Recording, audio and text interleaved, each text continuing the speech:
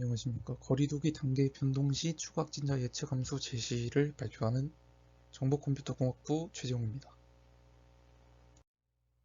프로젝트 주제는 부산의 거리두기 단계별 확진자 수의 동향으로 이 주제를 선정하게 된 이유는 최근 백신 접종률이 올라가고 단계적 일상 회복, 위드 코로나라는 이름으로 거리두기 단계가 낮춰졌는데요. 어, 앞선 2년 동안 거리두기 단계를 낮출 때마다 확진자 수가 계속해서 늘어나고 있고 결국 다시 단계를 낮추게 되는데 이런 거리두기 단계가 낮추고 올라갈 때마다 확진자 수가 어떻게 변하는지를 분석하고 싶어져서 이번 주제를 선정하게 되었습니다. 문제의 정의는 일단 확진자 수가 줄어 거리두기 단계를 낮추면 다시 확진자 수가 늘어난다는 것입니다. 그러면 이제 거리두기 단계가 추가 확진자 수를 어느 정도 변화시키는지를 분석해서 추후 거리두기 단계 변동 시 확진자 수가 어떻게 변하는지 예측 함수를 찾아보는 것을 주제로 문제로 삼았습니다. 입력은 확진자 수와 현재 거리두기 단계, 그리고 앞으로 변화할 거리두기 단계를 입력을 하면 이제 과거 거리두기 단계의 변경 시 증가한 확진자 수를 분석해서 거리두기 단계 변경 시의 추가 확진자를 예측할 수 있는 함수를 구해 넣어서 그 함수를 통해서 앞으로의 확진자를 예측하는 것입니다.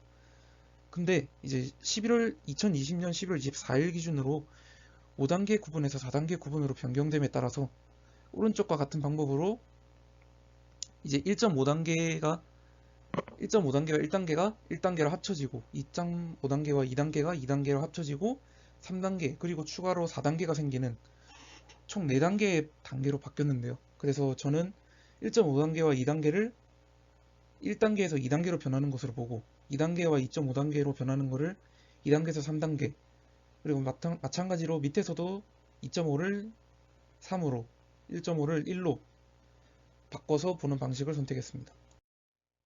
그렇게 분석한 결과 일단 부산시 코로나 자료를 파싱해서 들고 온 결과 첫날부터 현재 660일, 12월 11일 기준 660일째인데 거리두기 단계는 이렇게 30일 정도 지난 경 한 180일 동안 1단계 유지, 그리고 2단계, 1단계, 2단계, 뭐 2.5단계 이런 식으로 거리두기 단계가 변하고 추가 확진자 수도 이렇게 변하고 있습니다. 이 두 그래프를 합친 그래프가 오른쪽에 있는 그래프입니다.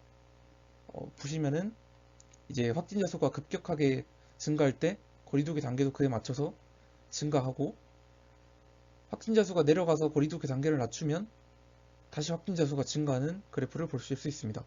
최근에 거리두기 단계가 일상적 회복 단계로 바뀜에 따라 확진자 수가 다시 급증하는 것을 볼 수 있습니다. 그렇게 해서 이제 2020년부터 있었던 1단계에서 2단계로 변할 때 확진자 수가 어떻게 변했는지를 이렇게 노란색 그래프로 나타내져 있고, 그 다음에 사이킷 툴을 이용해서 이 그래프를 분석해서 파란색 그래프로 예측 함수를 나타냈습니다. 모델의 성능은 0.58, y절편은 이 함수를 제가 2차 함수로 표현했는데 2차 함수의 y절편 그리고 2차 함수 개수가 최고차항의 개수가 0.0268 그 정도 나오는 걸 볼 수 있습니다.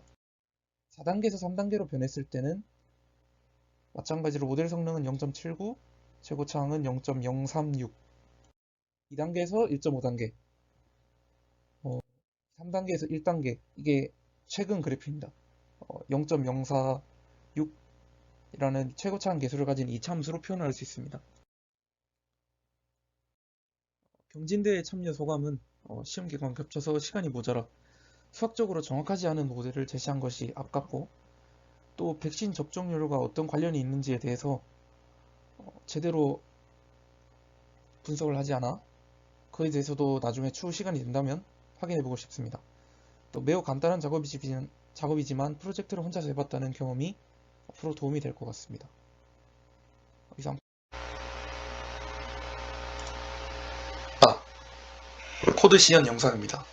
각종 모듈을 가져와서 웹 파싱을 준비하고 구글 드라이브에 마운트 해줍니다. 그리고 코로나 일자별 현황을 나타내주는 사이트를 URL로 걸어서 파싱을 합니다.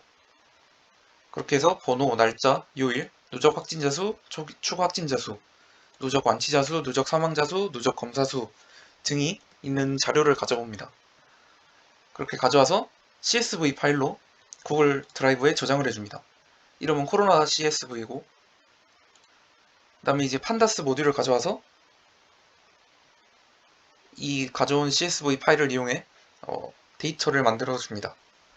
폰트를 가져와서 한글로 만들어주고, 이렇게 거리두기 단계별 플롯을 그래프로 나타내줍니다. 축 확진자 수와 거리두기 단계의 그래프를 나타내주고, 그 다음 이제 이 두 그래프를 하나의 그래프로 표현할 수 있습니다. 이런 식으로 표현을 했고, 이제 그 다음에는 각 구간별, 그러니까 처음에 거리두기 단계가 없던 구간과 1단계였던 구간, 그리고 2단계였던 구간, 다시 1단계, 2단계, 뭐 2.5단계 이런 식으로 각종 거리두기 단계별 구간을 16개로 나눠서, 그 다음에 1, 2구간, 1구간, 2구간을 합친 게 A구간, 2구간과 3구간을 합친 게 B구간, 3과 4를 합친 게 C, 이런 식으로 총 15개의 합친 구간을 만들었습니다. 그리고 그 합친 구간이 결국 이제 0단계에서 1단계, 1단계에서 2단계 이런 식으로 변하는 단계 구간이다 보니 그 구간에 따라서 이렇게 사이킷 모듈을 가져와서 분석을 했습니다. 이렇게 분석을 해서 이제 여기서 X축을 각 자료의 번호로 하고, 그 다음에 1차 함수로 하기에는 이제 확진자 수는 증가하고 감소하는 폭이 1차 함수보다는 2차 함수에 가까워서 이렇게 1차 항과 2차 항을 모두 넣을 수 있도록 이 항을 넣어서 예측 모델이 2차 함수로 나올 수 있겠습니다.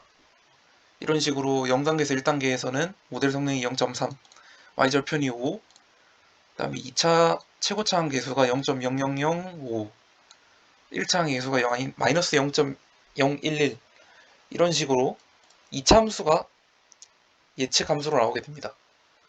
다음 1단계에서 2단계, 2단계에서 1단계, 1단계에서 2단계, 그 다음에 2단계에서 2.5단계, 2.5에서 2, 2단계에서 1.5단계 이런 식으로 총 15개의 구간을 분석했습니다. 그렇게 해서 이제 여기서 겹치는 1단계에서 2단계는 총 여기서 4가지가 나오는데요. 이 4가지에 나오는 함수인 최고차항 계수를 평균을 내서 최종 예측 함수를 만들 수 있을 것 같습니다.